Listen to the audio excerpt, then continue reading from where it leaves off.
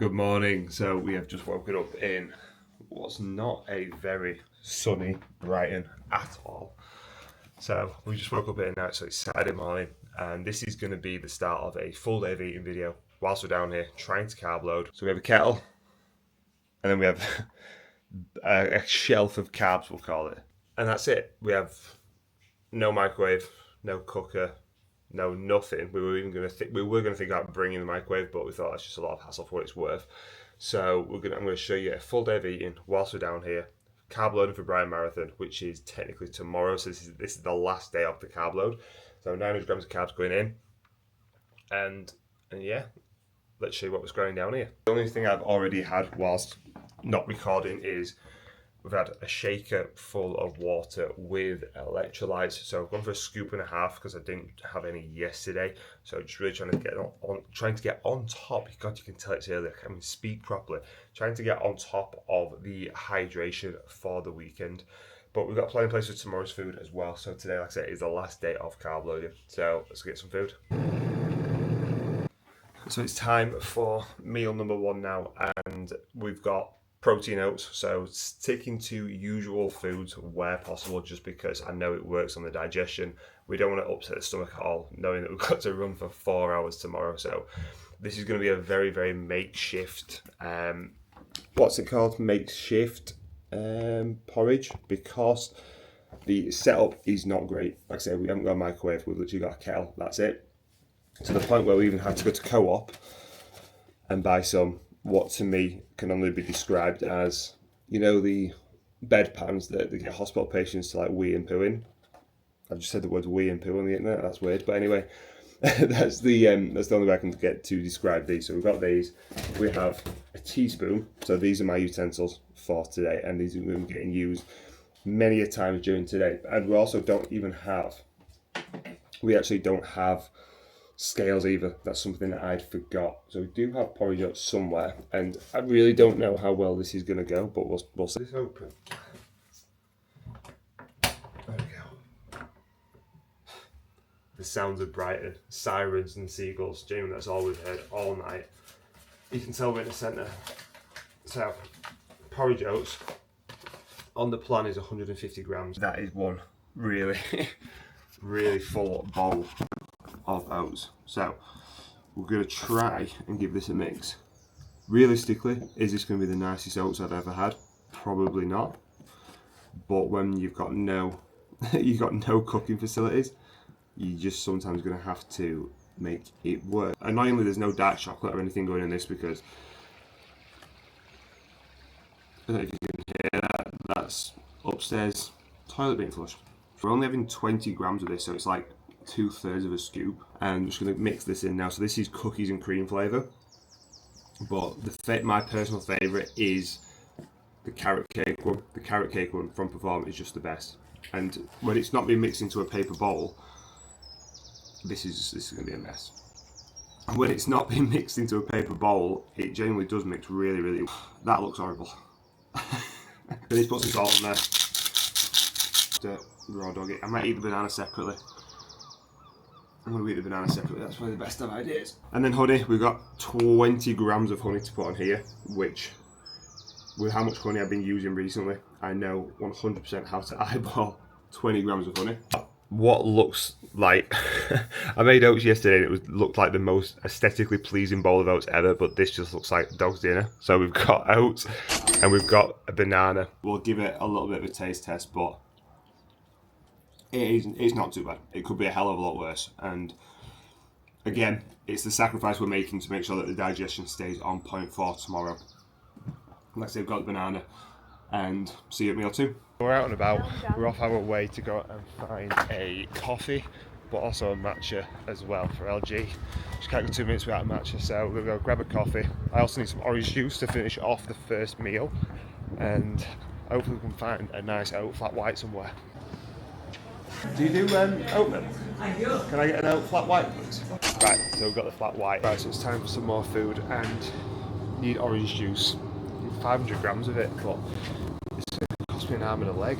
That's 300 ml, which I think is basically about a millilitre of grams. If we get one that's 500, that'd be fantastic.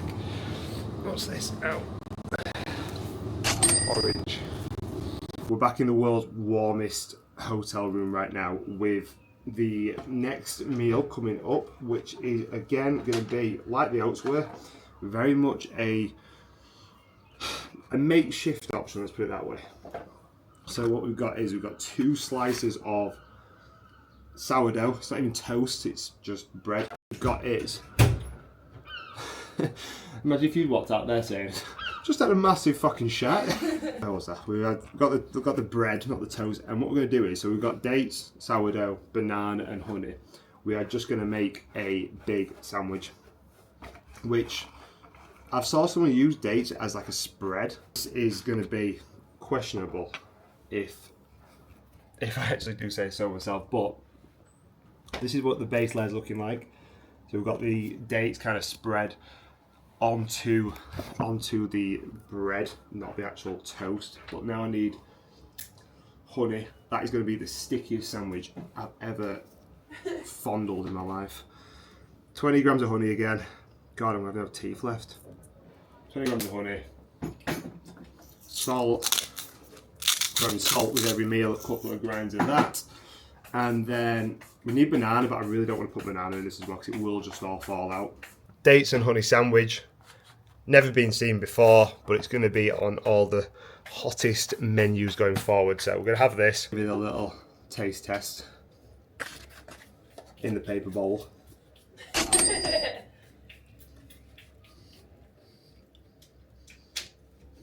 That is the driest thing ever. This is going to be really hard to eat. I can't speak though. So we're going to struggle to eat this. And then where are we going? So I want to go get a matcha. Again. Right, so I don't even know if you can even hear this, but we are sat down for breakfast. Well, breakfast is now 1:30, so it's definitely not breakfast, but we needed somewhere that's just, I just needed sourdough and eggs. That is literally all that we've kind of got for lunch, even though this place does everything from pancakes to waffles to like full fry-ups. So literally just going to have sourdough and eggs. Again, a bit boring, a bit plain, but we just want to keep everything nice and efficient for under the old digestion. Right, so we've got 3 eggs and probably what looks about 200 grams of sourdough. And like I said, eating out just before a race is probably not the best of ideas, but realistically, I couldn't have done any better. So it's about picking food that actually sits right with me. So I just know sourdough and some eggs. I have them every day anyway. Back at Nando's, which we were here literally just last night. So we're going to have the exact same meal of chicken butterfly with 2 sides of rice. Literally again, just going back to basics with the chicken and rice, but we've got nowhere to meal prep, so just nice and easy. But yeah, back here again, we ate the toast and eggs literally less than 2 hours ago, but we've still got quite a lot of food to get in, so we have to get.